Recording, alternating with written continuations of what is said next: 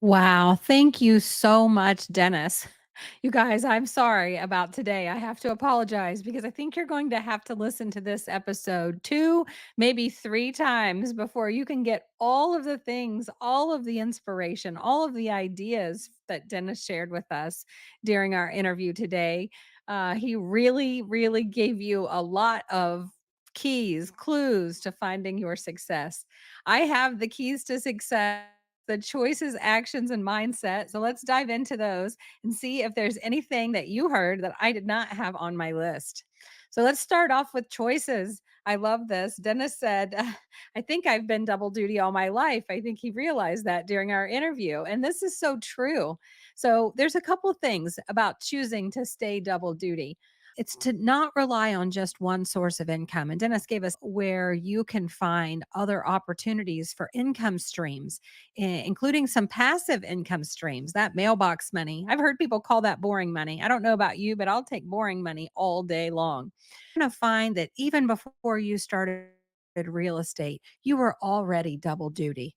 Maybe while you were pursuing your education or growing a family or all kinds of different areas of your life where you have had the experience of being double duty. And what skills did you develop that you can now apply in your real estate business? So that would be something for you to think about. Dennis also talked to us about finding your passion and also what brings you energy. Real estate, well, that's not your passion. It's not your purpose. It is just the vehicle, an amazing vehicle to get you from where you are right now to your passion, help you get that passion, achieve whatever it is that you're looking for. I always say that your reasons have to be bigger than your resistance. And that's because sometimes this is difficult. Sometimes life is difficult. And if our passion and our reasons is big enough and clear enough for us, that will help pull us through those difficult times. Dennis also talked about choosing a life by design, not a life by default.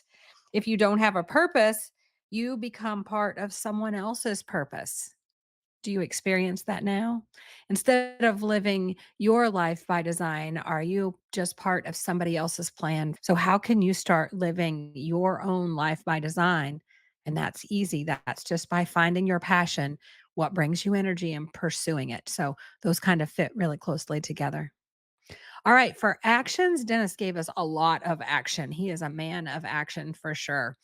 And one thing that you heard time and time again, no matter which opportunity he was focusing on in his life at the moment, it was to create a plan. So, for double duty agents, this might be creating a transition plan by assessing your financial security and creating that business plan with clear financial goals. And those financial goals, this is really simple. They just need to be aligned with that passion, that purpose that we were talking about under choices. So making sure you have a very good, clear, and concise plan. Dennis, we also talked about considering a team, either joining one or creating one. And Dennis did both of those. And just remember that leverage is a must, an absolute for scaling a business. Dennis talked about finding business opportunities in your life, about networking with people in all areas of your life. He did it with playing sports. And if you have children and they are engaged in sports, well, those children probably that your children are playing sports with have parents, and those parents probably want to live indoors. Yeah.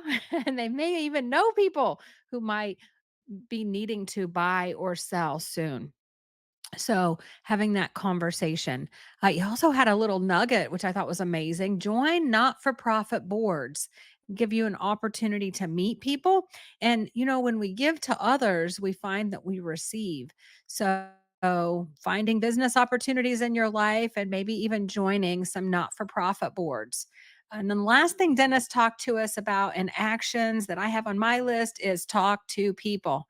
And he made a really amazing point. People like to talk about real estate. There's a whole channel called HGTV. The reason why there's a channel is because people are interested in real estate.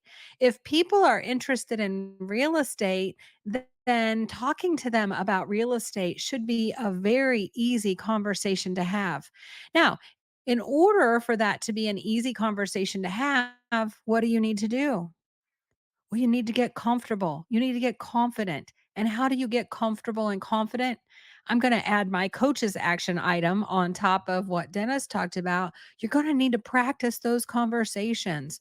So, script practice is one of your 5 job responsibilities as a real estate agent. Where are you getting your practice in?